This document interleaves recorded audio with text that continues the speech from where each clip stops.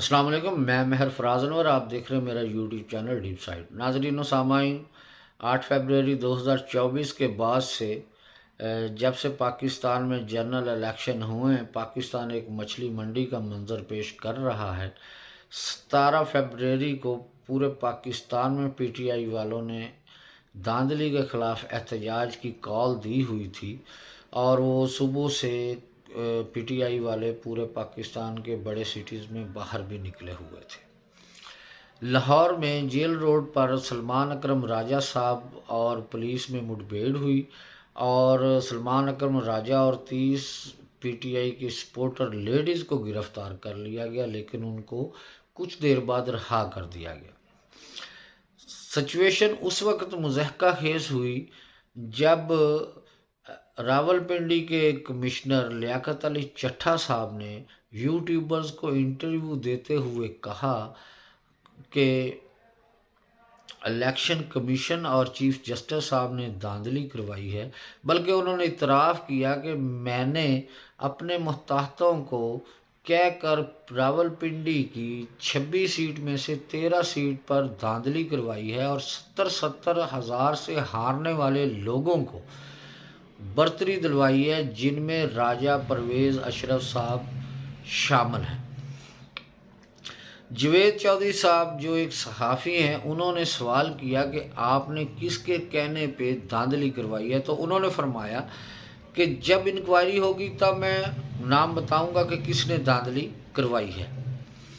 جبکہ میں صبح خودکشی کرنے لگا تھا، لیکن میرے ضمیر نے مجھے اجازت نہیں دی، اور میں نے سوچا کہ میں کیوں حرام موت مروں،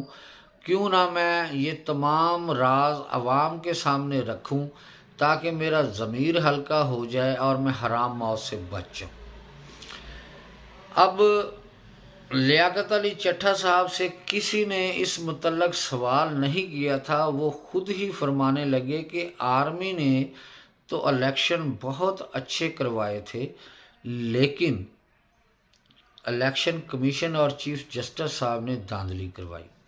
اب انہوں نے چیف جسٹس صاحب کا نام تو نہیں لیا، لیکن پوری سپریم کورٹ کو انہوں نے کنٹروورشل کر دیا، جبکہ الیکشن کمیشن تو شروع دن سے ہی کنٹروورشل چلا آ رہا ہے۔ الیکشن کمیشن نے اعلیٰ سطح کی کمیٹی قائم کی ہے، جس میں لیاقت علی چٹھا صاحب کے الزامات کو، بلکہ اعترافات کو دیکھا جائے گا کہ اس میں کتنی سچائی ہے۔ اب جب انہوں نے پریس کانفرنس کی تو اس کے بعد سے پی ٹی آئی کے بیانیے کو تقویت ملی، اور انہوں نے پی ٹی آئی والوں نے کہنا شروع کر دیا کہ ہم نہ کہتے تھے کہ ہمارے ساتھ دھاندلی ہوئی ہے، تو اب ایک 20ویں گریڈ کا افسر آ کے کہہ رہا کہ ہمارے ساتھ ہم نے ریگنگ کی ہے۔ اب لیاقت علی چٹھا صاحب کے بیک گراؤنڈ پہ جائیں تو یہ پہلے عثمان بزدار صاحب کے ساتھ بھی رہ چکے ہیں، اور یہ ترقیاتی کاموں میں ان کا کافی ہاتھ ہے۔ ایک اچھے افیسر کے طور پر یہ جانے جاتے ہیں۔ یہ ڈیرہ غازی خان میں بھی جم خانہ بنا کے آئے ہیں، جبکہ ابھی پنڈی میں بھی ترقیاتی کاموں میں مصروف تھے اور جم خانہ بنا رہے تھے۔ اب لیاقت علی چٹھا صاحب کی تعیناتی پی ڈی ایم کے دور میں جناب شہباز شریف صاحب نے کی ہے۔ شہباز شریف صاحب کے ساتھ بھی ان کا اچھا تعلق تھا، عثمان بزدار صاحب کے ساتھ بھی ان کا اچھا تعلق تھا، حمزہ شہباز شریف کے ساتھ بھی ان کا اچھا تعلق تھا، اور پنڈی ایک ایسا سٹی ہے جس میں جی ایچ کیو کی مرضی کے بغیر کوئی بھی آئینی عہدہ کسی کو نہیں مل سکتا، کیونکہ پنڈی ایک حساس ادارہ ہے جہاں جی ایچ کیو واقع ہے، اور اس میں جی ایچ کیو کی مرضی کے بغیر کوئی تعیناتی نہیں ہو سکتی۔ دیکھنے اور سوچنے والی بات یہ ہے کہ لیاقت علی چٹھا صاحب کی 8 مارچ کو ریٹائرمنٹ ہے، 6 فروری کو ان کی ترقی ہونی تھی، وہ 20ویں گریڈ سے 21ویں یا 22ویں گریڈ میں ان کی ترقی ہونی تھی، لیکن وہ اجلاس ملتوی ہو گیا۔ اب ان کی ترقی 15 فروری کو ممکن تھی، لیکن انہوں نے اس سے پہلے ہی اپنی ریٹائرمنٹ اور اپنی ترقی سے پہلے ہی انہوں نے ایک نیا پنڈورا باکس کھول دیا۔ اب ان کے اس بیان سے بینیفیشری کون ہے؟ تو صاف ظاہر ہے بینیفیشری تو پی ٹی آئی ہے۔ اگر ہم ایک قیاس ہے، ایک تجزیہ ہے، اس پہ جائیں تو ہو سکتا ہے کہ لیاقت علی چٹھا صاحب بانپ گئے ہوں کہ آنے والی حکومت پی ٹی آئی کی ہے اور ان کو مینڈیٹ بھی ملا ہے، تو کیوں نہ ابھی سے پی ٹی آئی کی آشیرواد حاصل کرنے کے لیے ایک مفروضہ بنایا جائے اور دھاندلی کا الزام لگایا جائے۔ اور جیسے پی ٹی آئی کے دوسرے لوگ اندر جیل میں ہیں، وہ بھی جیل میں چند دن رہ لیں گے اور باہر نکلیں گے، اور عمران خان صاحب نکلیں گے تو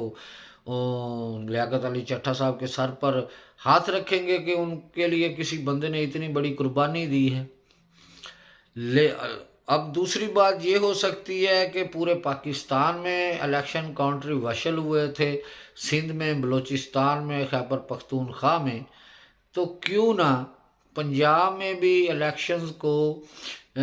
کانٹروورشل کر کے کالا دم قرار دیا جائے اس میں، کیونکہ نواز شریف اور شہباز شریف صاحب کے ساتھ بھی لیاقت علی چٹھا صاحب کے اچھے تعلقات تھے اور یہ ان کے انڈر کام بھی کر چکے ہیں۔ تو انہوں نے کہا ہو کہ ہم نہ نواز شریف وزیر اعظم بن رہے ہیں اور نہ شہباز شریف وزیر اعظم بن رہے ہیں، اور پنجاب کے الیکشن کو بھی اور دوسرے الیکشن کو بھی، سارے الیکشنز کو کالا دام قرار دیا جائے، اور اس بیانیے میں مزید ہوا بھری جائے کہ پورے ملک میں ریگنگ ہوئی ہے۔